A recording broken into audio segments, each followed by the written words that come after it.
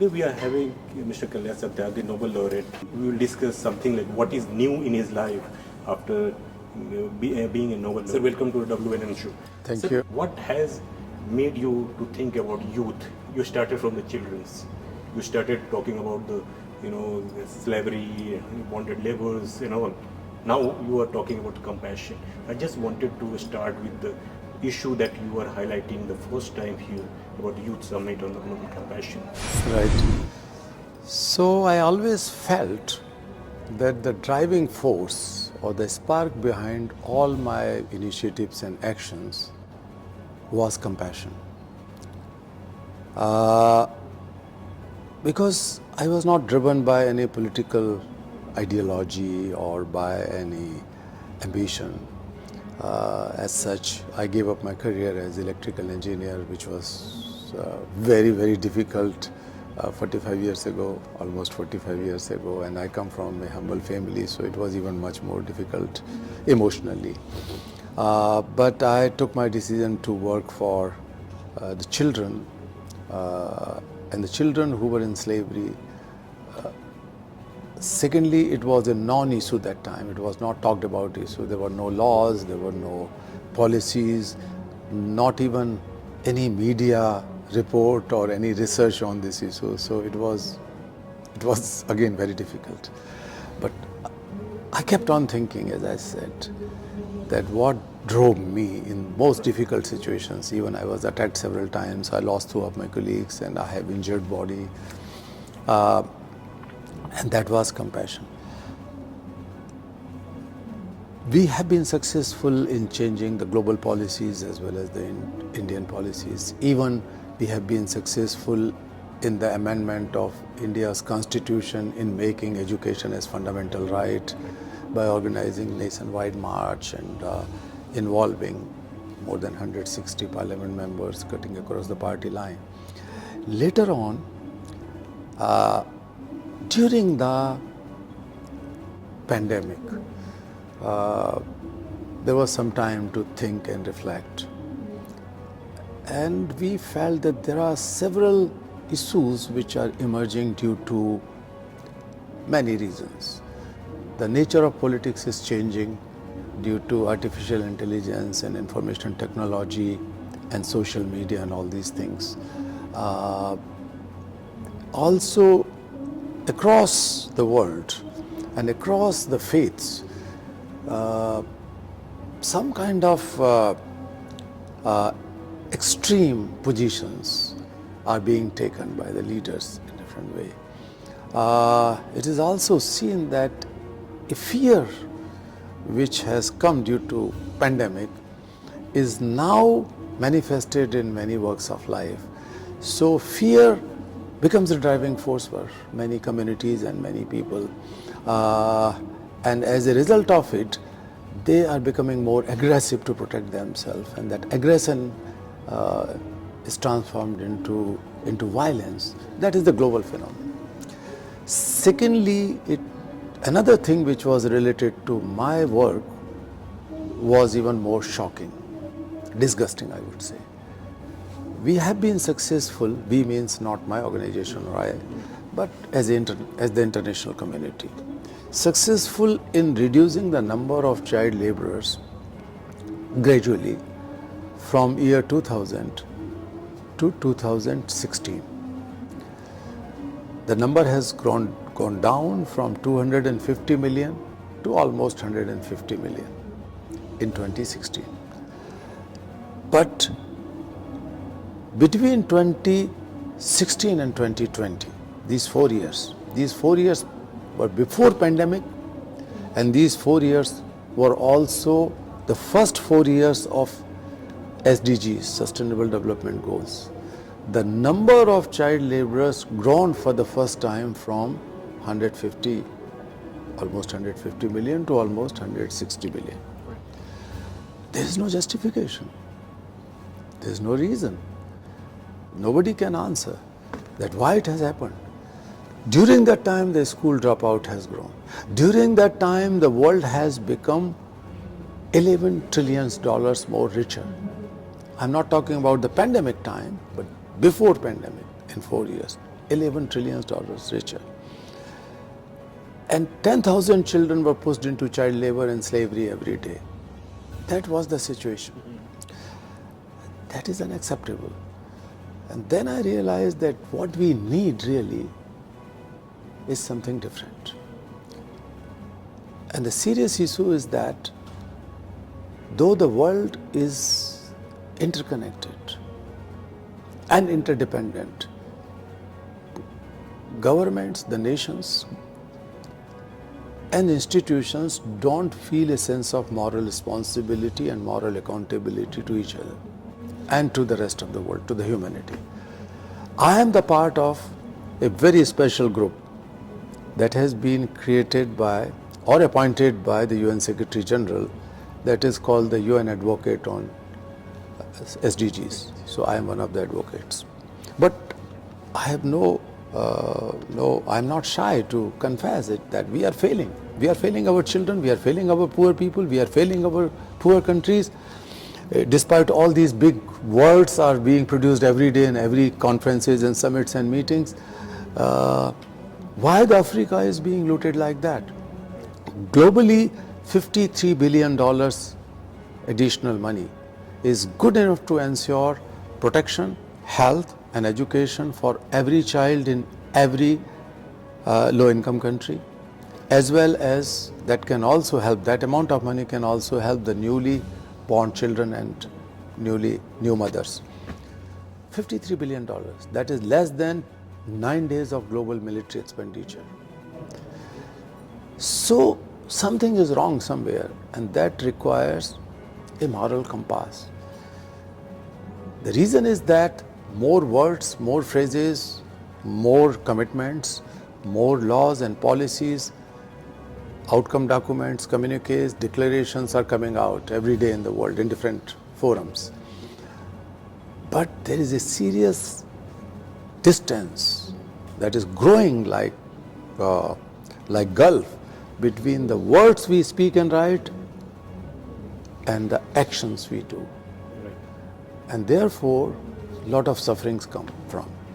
And that requires globalization of compassion, compassionate leadership in all walks of life. Compassion is needed in the family, where you can feel the suffering of your own people as your own suffering, with a strong drive to end that suffering.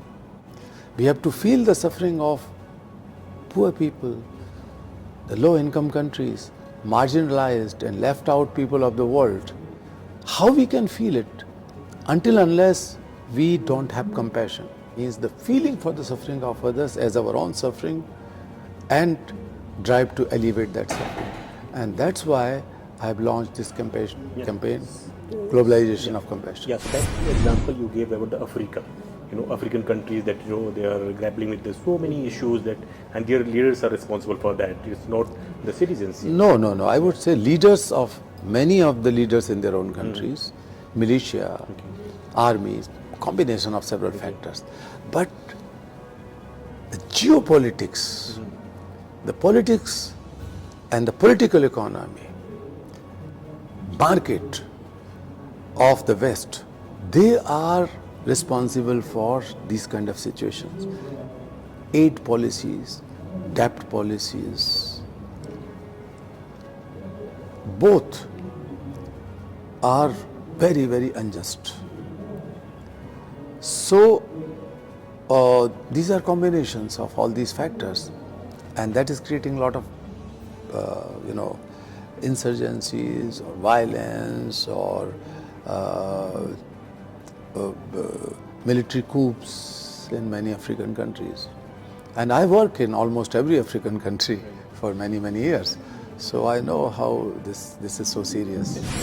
Any rays of hope when the country like India is struggling with so many domestic issues like discrimination, like conflicts in a state by state. If you go in the northeast, you see the different conflict. If you come to the minorities, it's a different problem. How do you see that? Is there any ray of hope to overcome this challenge? No, it is not just ray of hope. There is a sun of hope. I am very optimistic. I know that how the young people cannot wait. They wanted to take the lead role. They wanted to speak loudly and their voices have to be heard. They are pure voices. And that's why when I started with the children, many of these children grew up as adults in 2 years, 3 years, 5 years time. And they are working with us for many, many years. And now we know that they should become the champions for the cause of compassion because they lived compassion in their life. And that is the reason we are organizing this summit on human fraternity and compassion, because the spark of compassion will bring the light of human fraternity, where people will feel connected with each other.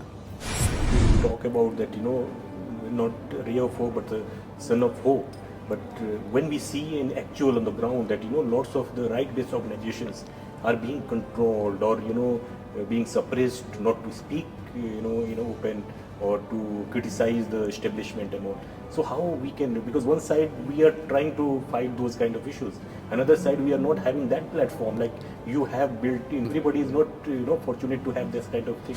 And we have made a lot of progress in the field of child labor in terms of laws and policies in India and many other countries definitely. We have much more progressive laws on sexual abuse of children, much more progressive law.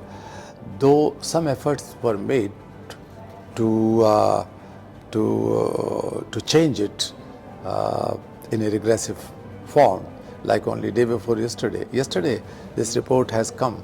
That was also the result of our continuous demand and hard work with the government and government agencies, but mainly with the Law Commission, that the so-called age of consent for children must not be reduced. Even the judiciary has suggested that the age of consent.